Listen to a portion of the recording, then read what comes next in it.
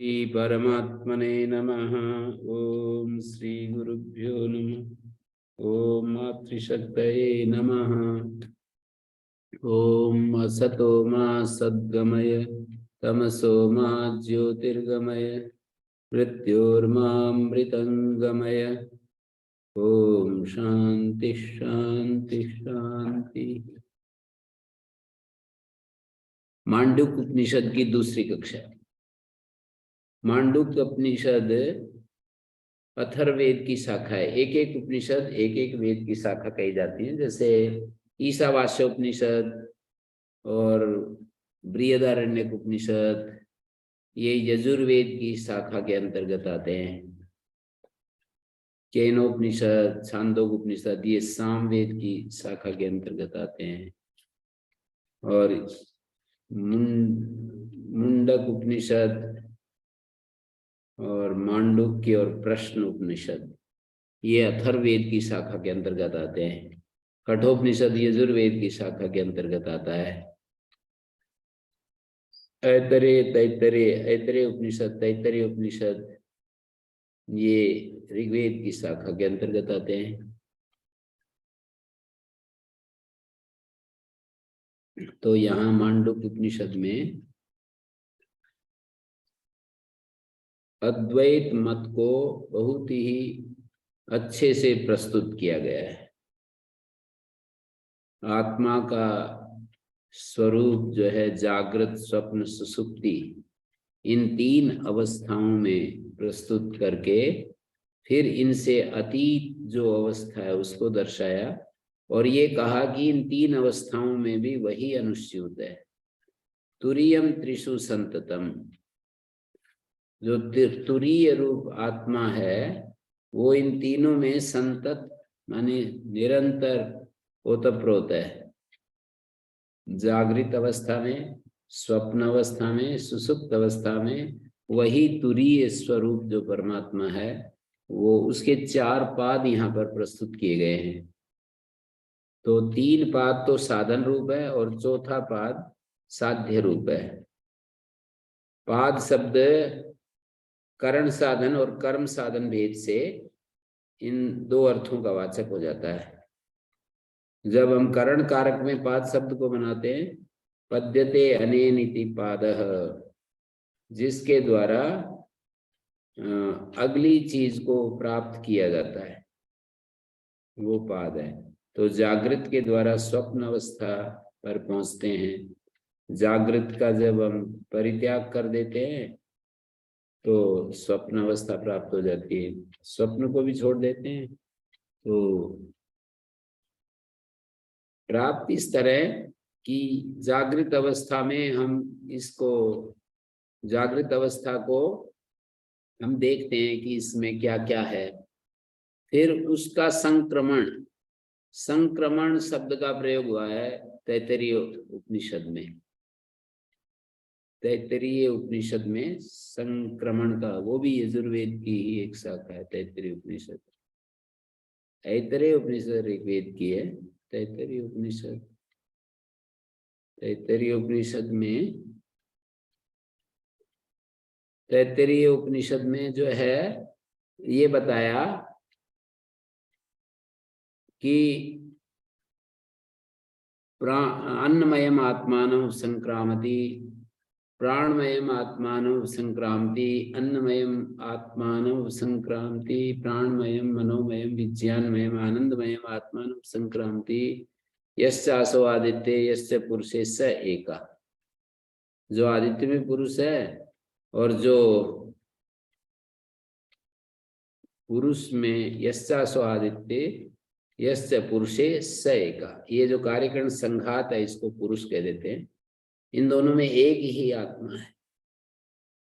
यस्यासो आदित्य यस्य पुरुषे, पुरुषे का मतलब कार्यकरण संघात में वो एक ही है। तो उसमें उपसंक्रामति शब्द का प्रयोग हुआ है। दूसरी जगह उपसंक्रमयी है।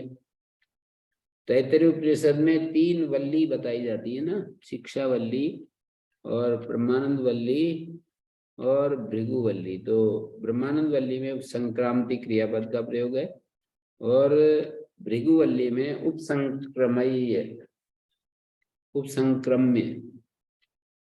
उपसंक्रम्य ल्यबंत क्रिया का प्रयोग है। ल्यप क्रिया, ल्यप माने करके। तो यहाँ पर पहले का त्याग, इसको प्रविलापन प्रक्रिया भी कहते हैं। प्रविलापन प्रक्रिया भी इसके लिए शब्द प्रयोग होता है। प्रविलापन मानी बुद्धि पूर्वक अपने बाह्य आवरण को त्याग करते हुए अंदर की तरफ प्रवेश करना। बाह्य आवरण को छोड़ते जाना और अपने भीतर प्रवेश करते जाना, इसी का नाम प्रविलापन है। तो प्रविलापन में यही होता है, ज्ञान पूर्वक, बुद्धि पूर्वक अपने बाह्य आवरण को उतार देना। जैसे कि हम चादर ओढ़े हुए होते हैं, उसको उतार दिया, फिर कमीज को उतार दिया, फिर ऐसे। तो अन्नमय सबसे बाहर का आवरण है, उसको उतार दिया। अन्नमय कोश का अवलोकन करके, अन्नमय कोश को देखकर उस आवरण को उतार दिया। फिर प्राणमय कोश में पहुंच गए, प्राणमय को भी उतार दिया तो मनोमय में पहुंच गए, मनोमय को भी उतार दिया तो विज्ञानमय में पहुंच गए। विज्ञानमय शब्द दो अर्थों में प्रयुक्त हुआ है, एक कोश के लिए, एक विज्ञानमय पुरुष आत्मा के लिए। कोश का वाचक जो होता है तो विज्ञान में बुद्धि को कहते हैं, और जब आत्मा का वाचक होता है तो चैतन्य को कहते हैं। ऐसा समझना चाहिए। फिर उसको, उस आवरण को भी हटा दिया तो आनंदमय कोश में चले गए। आनंदमय शब्द का भी दो अर्थों में प्रयोग है। आनंदमय परमात्मा को भी कहते हैं, जहाँ आनंद ही आनंद है, मैट प्रत्यय विकार में ना करके प्राचुर्य अर्थ में करना चाहिए। तो आनंदमय उस परमात्मा को हम कहेंगे, और यहाँ पर कोश को कहेंगे जिसमें सुख अनुभव होता है हमें। उस आनंदमय कोश के कारण ही हमें, मैं बड़ा सुखी हूँ, मैं दूसरों से बहुत ज्यादा सुखी हूँ, मैं मध्यम सुखी हूँ, मैं तीसरे दर्जे का सुखी हूँ, पहले दर्जे का सुखी हूँ, इस तरह की हमारे भीतर इस तरह का भाव उत्पन्न होता है। तो ये अलग अलग हमारे स्थितियां बनती हैं, ये आनंदमय, प्राणमय, मनोमय इत्यादि। तो इसमें, इस उपनिषद में जागृत, स्वप्न, सुषुप्ति भी, जैसे वहां पर कोश आवरण के रूप में देखे गए, यहाँ अवस्थाओं को आवरण के रूप में देखा गया। जागृत अवस्था में ये जो हमारा अन्नमय कोश तक सारे के सारे सक्रिय होते हैं। अन्नमय और प्राणमय, मनोमय, विज्ञानमय, आनंदमय, सब के सब जागृत अवस्था में पांचों कोश सक्रिय रहते हैं। और स्वप्न अवस्था में हमारा मनोमय कोश सक्रिय रहता है। सुषुप्ति अवस्था मनोमय और विज्ञान में सक्रिय रहता है, मनोमय, विज्ञान में। और सुषुप्त अवस्था में ये कहना चाहिए मनोमय कोश जो है इसमें सक्रिय रहता है स्वप्न अवस्था में। और सुषुप्त अवस्था में आनंदमय कोश सक्रिय रहता है। जागृत अवस्था में तो पांचों कोश सक्रिय रहते हैं। स्वप्न अवस्था में मनोमय और सुषुप्त अवस्था में केवल आनंदमय। तो यहाँ पर इन कोशों को हम इनको उतारते रहते हैं। जागृत अवस्था से जब हम स्वप्न अवस्था में प्रवेश करते हैं तो बाह्य आवरण को हमने जागृत अवस्था के लिए बताया यहाँ पर कि एकोनविंशति मुख सप्तांग एकोनविंशति मुख 7 अंगों वाला 19 एकोनविंशति मुख है, 19 मुख है, जिसके 22 प्रज्ञा स्थूल भूख वैश्वानर प्रथम पाद है। ये पहला पाद, इस पहले पाद का हम उपनिषद हमको परिचय कराती है। ये पाद हमें दूसरे पाद की प्राप्ति का साधन बनता है। अर्थात जागृत स्थान है जिसका, ऐसा जो वैश्वानर आत्मा है जिसका जागृत स्थान है, जागृत अवस्था में वो आकर के जो ठहरा हुआ है वैश्वानर, तो उसको जागृत स्थान है कहा है। जैसे कि हम जागृत स्थान है,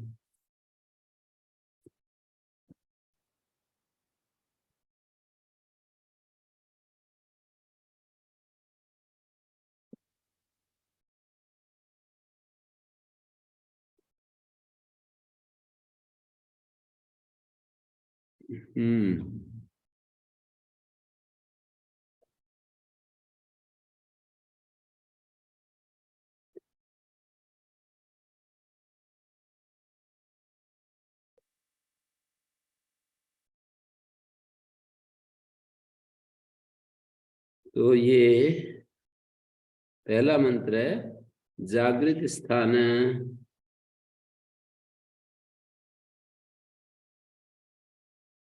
सर्वम एतद् ब्रह्म अयम् आत्मा ब्रह्म। बहिस्थ प्रज्ञा, बाहर की तरफ प्रज्ञा उद्घाटित रहती है।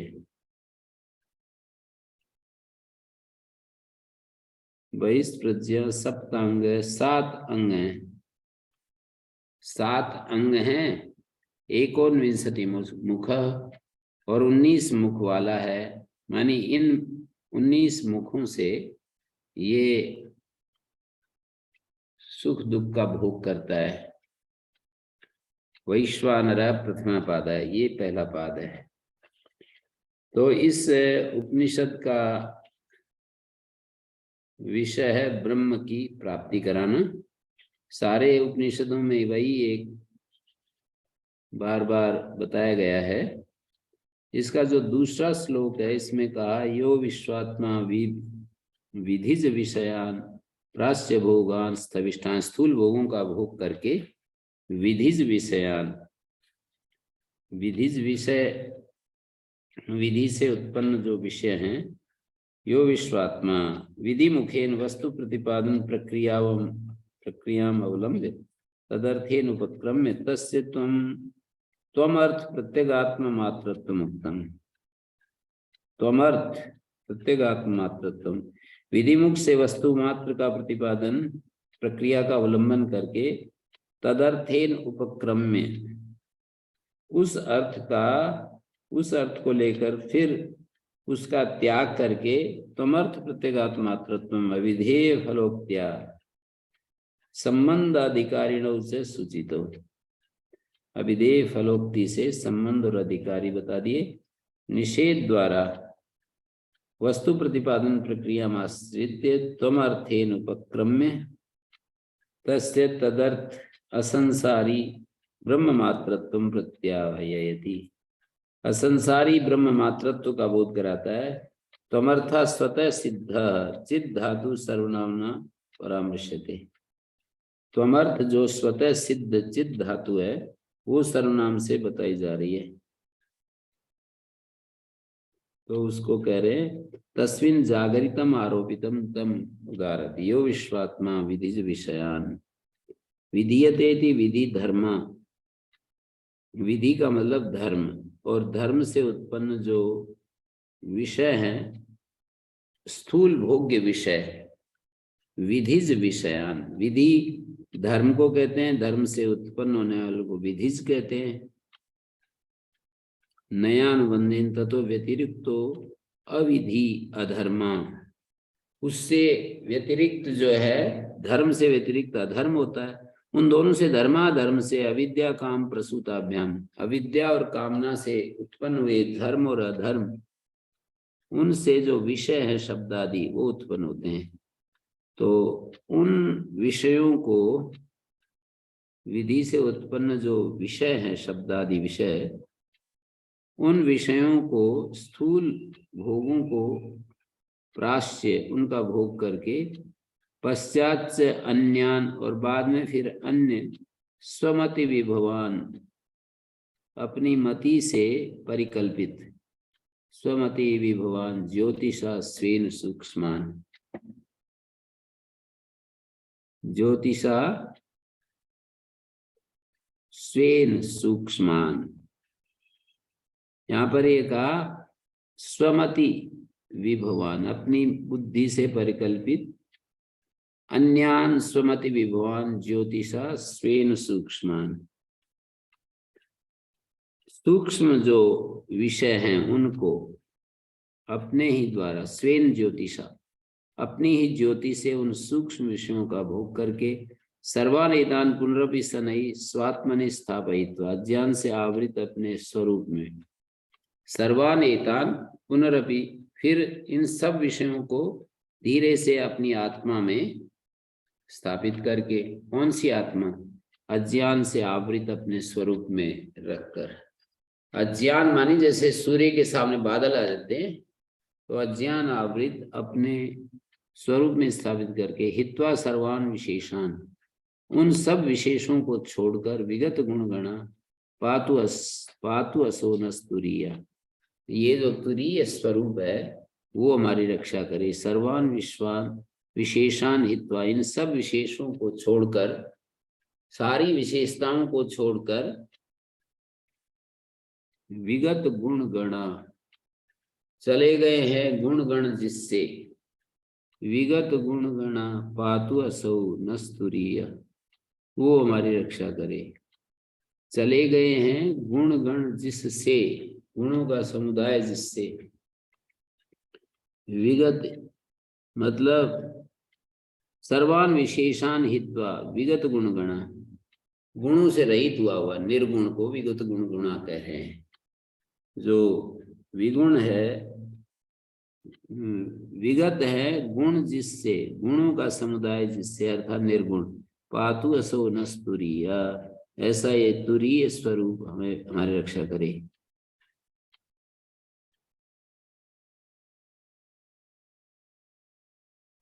ये जो है जागृत अवस्था में यो विश्वात्मा, जागृत अवस्था में मैं और मेरे का अभिमान करने वाला, इसी को विश्व कहते हैं। तो विश्व स्वरूप जो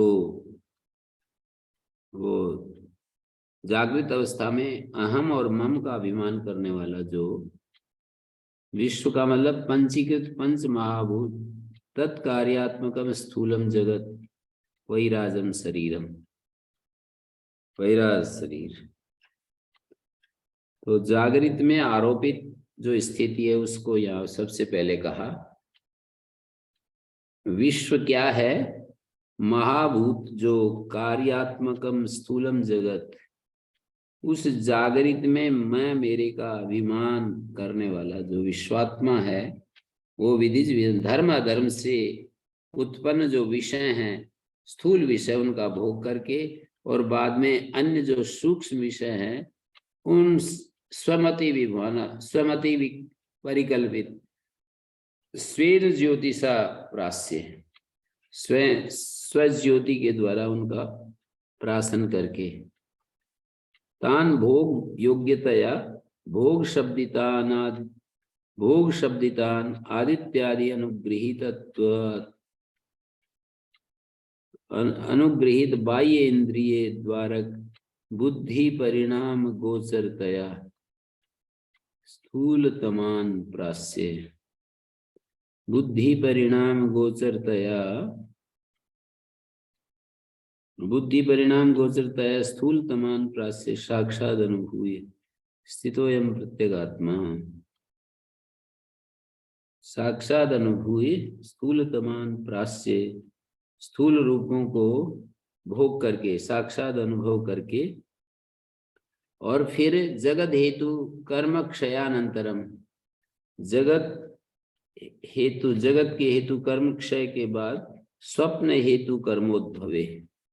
अच्छा, जागृत हेतु, जगत नहीं, जागृत हेतु कर्म, जागृत अवस्था में जो कर्म हैं उनके पश्चात स्वप्न हेतु कर्मोद्भवे च, स्वप्न हेतु जब कर्म उत्पन्न उद्भव हो गए तो स्थूलेभ्य विषयेभ्यो अन्यान अस्मादेवे तो सूक्ष्मान, स्थूल विषयों से भिन्न जो सूक्ष्म विषय, बाह्य इंद्रियाणाम उपरतत्व, बाह्य इंद्रियां उपरत हो गई, अविद्या काम कर्म प्रेरित आत्मीय मति प्रभावादेव, अविद्या काम कर्म से प्रेरित जो आत्मीय मति प्रभाव से ही प्रसूतान अंतःकरणात्मनो, प्रसूत जो अंतःकरणात्मा है, वासनामयान आदित्यादि ज्योतिषाम अस्तमितत्वाद आत्मभूतेनेव ज्योतिषा विषयीकृतान।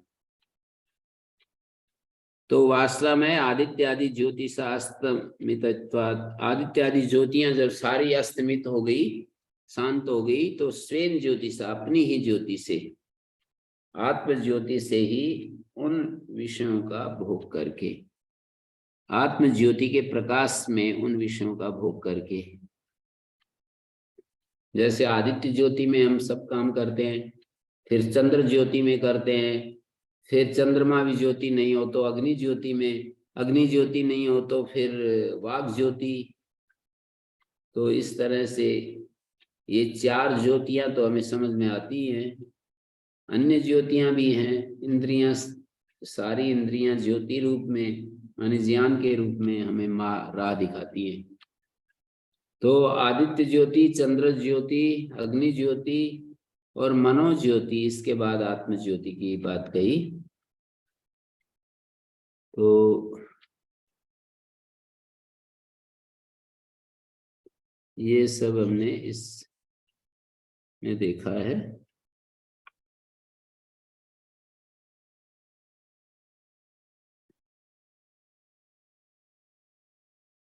ओम इत्येतद् अक्षरमिदं सर्वं तस्य व्याख्यानं भूतं भवत् भविष्यदिति, सर्वम् ओंकार एव, यच्चान्यत् त्रिकालातीतं तदपि ओंकार एव। ओम इत्येतद् अक्षरमिदं सर्वं, इदं सर्वं ओम इत्येतद् अक्षरम, ओम जो ये अक्षर है, ओम इत्येतद् अक्षरम इदं सर्वम, ये वाक्य ये बताता है कि इदं सर्वम ओम इत्येतद् अक्षरम। यहाँ पर उद्देश्य विधेय की दृष्टि से देखें तो इदं सर्वम ये उद्देश्य है, ओम इत्येतद् ये विधेय है। इदं सर्वम तो हमारे लिए ज्ञात अर्थ है, तो जो ज्ञात होता है वो उद्देश्य स्थानीय होता है, और जो ज्ञात से ज्ञेय होता है, ज्ञात के द्वारा आधार बनाकर जिसको हम जानते हैं, ज्ञात से ज्ञेय की तरफ आगे बढ़ते हैं। तो ये जो सारा जगत है, ओम इत्येतद् अक्षरम, ये सब का सब ओम अक्षर है। एक तरफ इदम सर्वम, दूसरी तरफ ओम। तो ओम तो शब्द है, शब्द नाम है, तो नाम जो है नामी से अभिन्न होता है। तो इदम सर्वम ये जगत, ये जगत के अंदर हम अलग अलग नाम देखते हैं। सूर्य एक नाम है, चंद्रमा एक नाम है, वृक्ष एक नाम है, गो एक नाम है, अलग अलग नाम देखते हैं। तो ये कहना चाह रहे हैं कि ये जितने भी नाम हैं, पदार्थ नाम से अभिन्न रहता है। जैसे गो पदार्थ है गौशाला में, वो गो इस नाम से अभिन्न रहता है, और नाम सारे के सारे ओंकार से अभिन्न है। और ओंकार जो परमात्म तत्व है उससे अभिन्न है। अर्थात कुल मिलाकर के अंततः इदम सर्वम परमात्म तत्व पहुंच गए।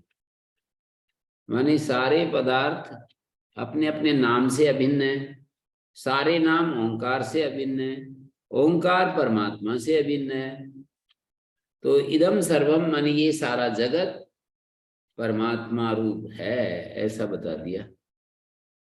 ये सारा जगत परमात्मा रूप है। 4 स्टेप यदि हम विभाग करके देखेंगे तो सारे पदार्थ जो हैं उनके लिए एक एक नाम है। तो पदार्थ नाम से अभिन्न है, पदार्थ नाम। फिर ये सारे नाम ओंकार से अभिन्न है। तीसरी स्टेज आ गई।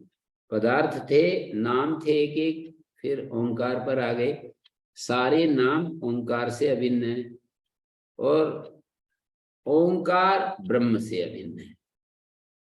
ओंकार जो है ब्रह्म से अभिन्न है। तो ओम इत्येतद, यहाँ पर तो ओम शब्द को पकड़ रहे हैं, लेकिन शब्द नामी से अभिन्न है। तो ओम इत्येतद अक्षरम का अर्थ हो गया ये सारा, ये सब कुछ जो दिखाई दे रहा है, हमारी दृष्टिगोचर हो रहा है, वो सारा ओंकार है, हमारी सारा ही ब्रह्म रूप है। ओंकार शब्द पकड़ करके कह रहे हैं ओंकार, ये ओंकार शब्द नामी से तादात्म्य संबंध से अभिन्न रहता है, नामी से अभिन्न रहता है। तो ओम इत्येतद अक्षरम इदम सर्वम, यह सब जो है ओम इत्येतद अक्षरम इदम सर्वम तस्य उपव्याख्यानम, उसका जो उपव्याख्यान समीप होकर के, व्याख्यान को उपव्याख्यान कहते हैं। भूतम भवत भविष्यदिति सर्वम ओंकार है। अब काल के ऊपर आ गए।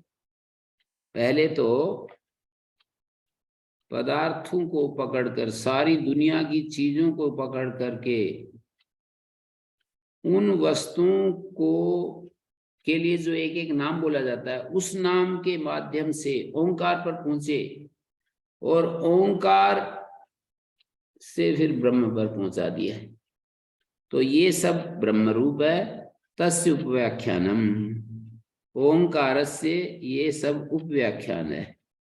क्या? भूतम भवत भविष्यदिति, ये सब सर्वम ओंकार है। यच्च अन्यत् त्रिकालातीतम तदपि ओंकार है। और जो तीनों कालों से अतीत है वो भी ओंकार है। तो जो ब्रह्म तत्व है, परमात्म तत्व है, उसको ओंकार नाम दे दिया। ओम इत्य अक्षरमिदं सर्वं तस्य उपव्याख्यानम, तस्य उपव्याख्यानम ओम इत्य अक्षरमिदं सर्वं। ये सब ओम, ये अक्षर है, उस ओम अक्षर का उपव्याख्यान बताना चाह रहे हैं आगे। ओम इत्येतद अक्षरम इत्यादि प्रकरण चतुष्टय विशिष्टमिदम् आरभ्यते, व्याख्यायते अस्माभिः उद्देश्यं प्रतिजानीते। इस उद्देश्य का प्रतिज्ञा कर रहे हैं, हम ये आरंभ कर रहे हैं। वेदांतार्थ सार संग्रहभूतम, वेदांतार्थ शास्त्र, वेदांत शब्दार्थ, शास्त्र ही वेदांत, वेदांत का मतलब शास्त्र, शास्त्रार्थ सार संग्रहभूतम, शास्त्र के अर्थ का सार संग्रहभूत। तस्य अर्थो अधिकारी निर्णय गुरुपसदन पदार्थ द्वय तदैक्य विरोध परिहार साधन फलाख्या, तत्र सारो जीव पर ऐक्यम। जीवात्मा और ब्रह्म का जो ऐक्य है, ये वेदांतार्थ, वेदांत मानी शास्त्र, शास्त्र के अर्थ का सार संग्रहभूत इदम प्रकरण चतुष्टयम आगम वैतथ्य अद्वैत अलात शांति। ये जो 4 प्रकरण हैं, ओम इत्येतद अक्षरम इत्यादि आरभ्यते। ओम इत्येतद अक्षरम इत्यादि, इत्यादि जो ये उपनिषद है, इसका आरंभ किया जा रहा है। माने प्रकरण चतुष्टयम ओम इत्येतद अक्षरम इत्यादि, ओम इत्येतद अक्षरम इत्यादि जो 4 प्रकरण है ना, उनका आरंभ किया जा रहा है। ओम इत्येत अक्षरम इत्यादि इत्यादि 4 प्रकरण का आरंभ किया जा रहा है। फिर आगे कहते आते न पृथक संबंध अविधेय प्रयोजनानि वक्तव्य, इसलिए अलग से अविधेय संबंध प्रयोजन हमें नहीं बताने। यान्येव तु वेदांते संबंध अविधेय प्रयोजनानि, वेदांत शास्त्र में जो अविधेय संबंध प्रयोजन बताए गए हैं वो तानी एवं भवितुम अर्हन्ति, वे यहाँ पर हो जाएंगे। तथापि प्रकरण व्याचिख्यासु न वक्तव्यानि, अलग से बताने की जरूरत नहीं, फिर भी प्रकरण की व्याख्या करने के लिए जो मैं तत्पर हूँ तो मुझे कहना ही चाहिए थोड़ा तो। तत्र प्रयोजनवत् साधन अभिव्यंजकत्वेन अविधेय संबद्धम शास्त्रम पारंपर्येण विशिष्ट संबंध विधेय प्रयोजनवत् भवति। प्रयोजनवान साधन अभिव्यंजकत्वेन, प्रयोजनवत् शास्त्रम, प्रयोजनवान क्या है, प्रयोजनवत् शास्त्रम से जुड़ रहा है। प्रयोजनवान जो शास्त्र है साधना विव्यंजकत्वेन अविधेय संबद्धम, प्रयोजनवत् शास्त्रम साधन का अभिव्यंजक होने से साधन बता रहा है कि ऐसे ऐसे हमें साधन करना चाहिए। साधना अभिव्यंजकत्वेन अविधेय संबद्धम, अविधेय से संबद्ध जो है प्रयोजनवान शास्त्र है, मानी शास्त्र साधना विव्यंजक अविधेय विषय। प्रयोजन वत् शास्त्रम, प्रयोजन वाला जो शास्त्र है उसका कोई ना कोई प्रयोजन है। साधना विव्यंजकत्वेन अविधेय संबद्धम, साधन का अभिव्यंजक होता हुआ अविधेय से संबद्ध।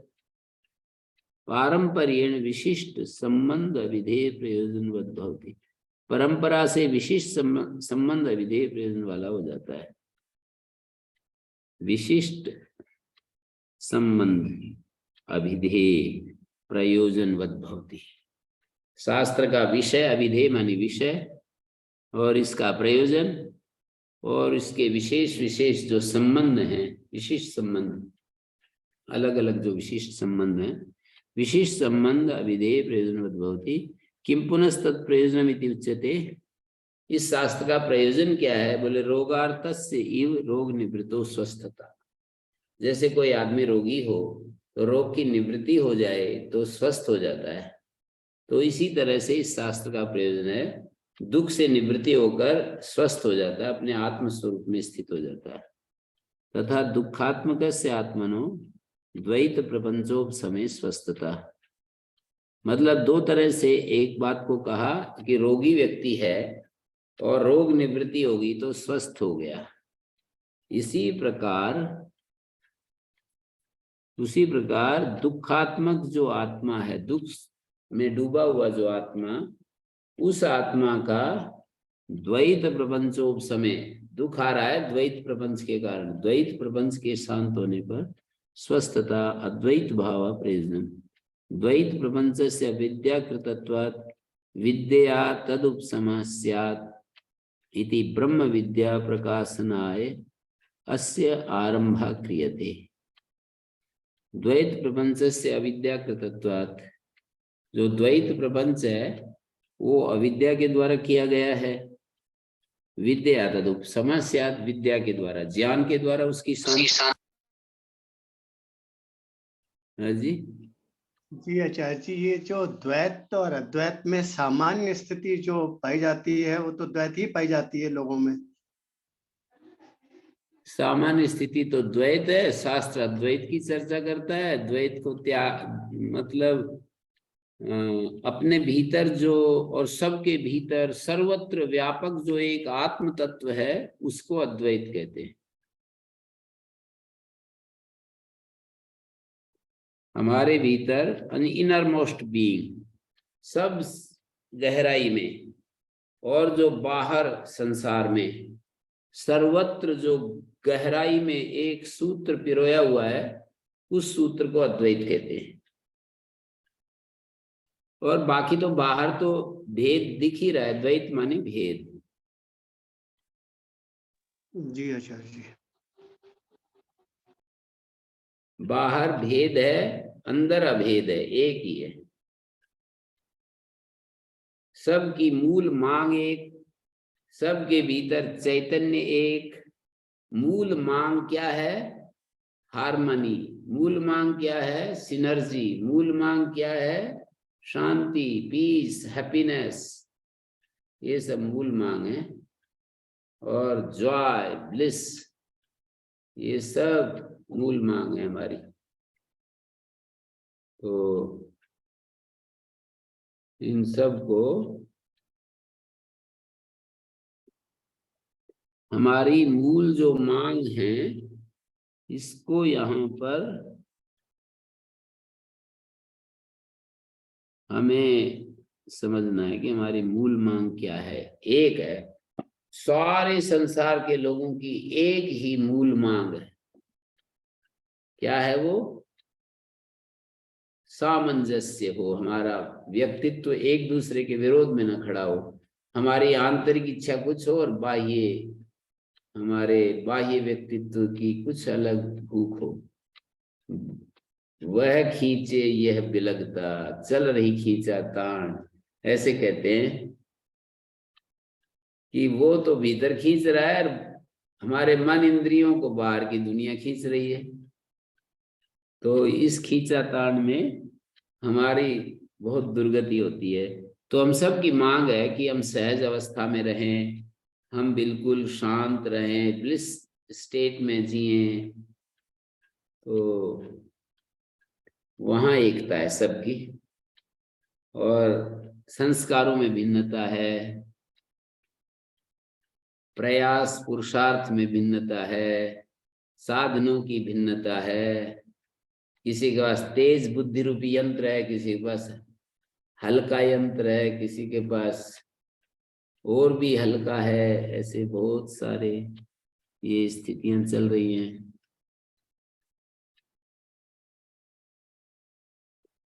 तो इस तरह से यहाँ पर का द्वैत प्रपंच से अविद्या कृतत्वात् विद्या तदुपशमा स्यात्, विद्या से उसकी शांति होती है। ब्रह्म विद्या प्रकाशाय अस्य आरंभः क्रियते। ब्रह्म विद्या के प्रकाश के लिए इस प्रकरण का आरंभ, प्रकरण ग्रंथ का आरंभ कर रहे हैं। ये जो 4 प्रकरणों वाला आगम, वैतथ्य, अद्वैत और अलात शांति प्रकरण का आरंभ कर रहे हैं।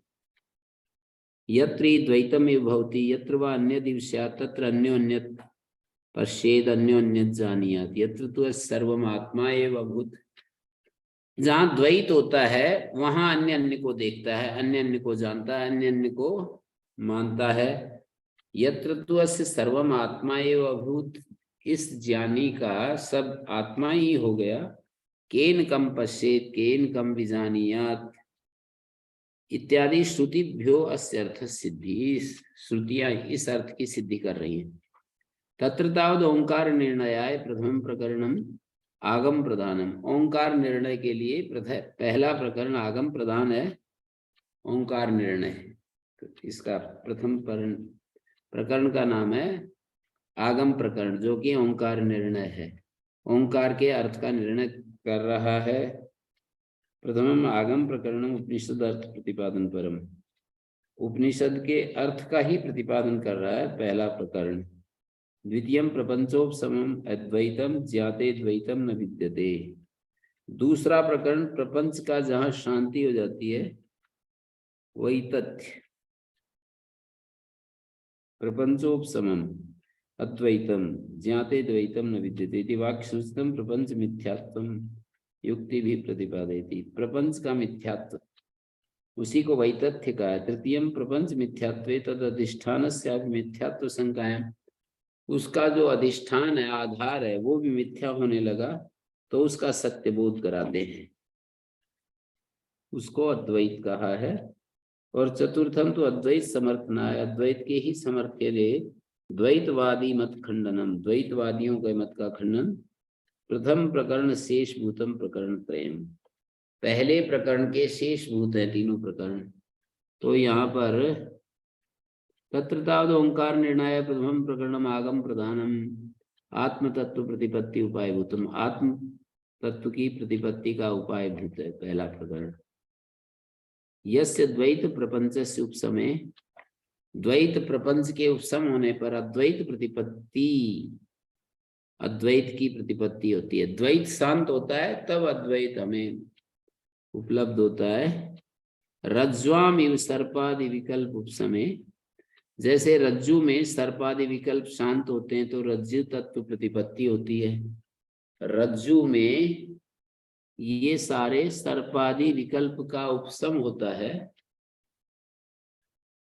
रज्ज्वाम इव सर्पादि विकल्प उपसमय रज्जु तत्व प्रतिपत्ति, रज्जु तत्व की प्रतिपत्ति होती है।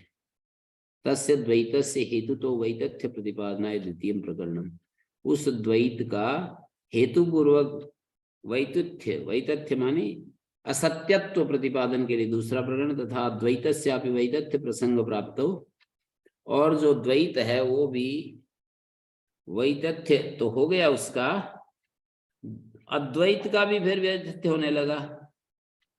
जैसे किसी ने वो कह दिया, किसी ने अपना केस लड़ रहा था कोर्ट में, तो वकील को बात करके तो वकील ने समझाया कि आप कुछ भी, जज कुछ भी पूछे तो कह देना कुछ भी बात करे तो ऐसे कुछ कर देना, ऐसे कर देना। तो जज ने निश्चय किया कि ये तो पागल है। तो अब वो वकील जो था, बाद में केस तो हो गया, पागल जो था उसको क्या उसके विरोध में कुछ निर्णय देते, तो उसको खारिज कर दिया केस को। अब वो वकील वो फीस मांगने के लिए गया, तो उसने फिर वही युक्ति यहाँ भी लगा दी। तो वकील ने कहा कि ये तो बड़ा चालू निकला। तो ऐसे ही अद्वैत, ये जो द्वैत का मिथ्यात्व हो गया तो फिर अद्वैत भी मिथ्या होने लगा। द्वैत का मिथ्यात्व बता दिया तो अद्वैत भी मिथ्या होने लगा। तो उसको फिर तथात्व सत्यत्व दर्शनाय तृतीय प्रकरण, तीसरा प्रकरण उस अद्वैत का सत्य दिखाने के लिए। अद्वैत तथात्व प्रतिपत्ति पक्ष भूतानी यानी वादांतराणी वैदिकानी, अद्वैत के सत्यत्व का सत्यत्व प्रतिपत्ति के प्रतिपक्ष बने हुए जो वादांतर थे अवैदिक, येषाम अन्योन्य विरोधित्वाद, अन्योन्य विरोधी होने से अतत्वार्थत्वेन, अतत्वार्थ रूप से, अन्योन्य के विरोधी होने से अतत्वार्थत्वेन, वो यथार्थ न होने से, तद उपपत्ति भीरेव निराकरणाय चतुर्थम, उन उपपत्तियों से निराकरण करने के लिए चतुर्थ प्रकरण है। अतत्वार्थेन मिथ्याद्वैत निष्ठत्वेन तद उपपत्ति भीरेव, उनकी उपपत्तियों के द्वारा ही ये जो है चौथा प्रकरण है। कल हम इसको फिर चालू करते हैं। ओम शांति शांति शांति। प्रणाम आचार्य जी। ओम।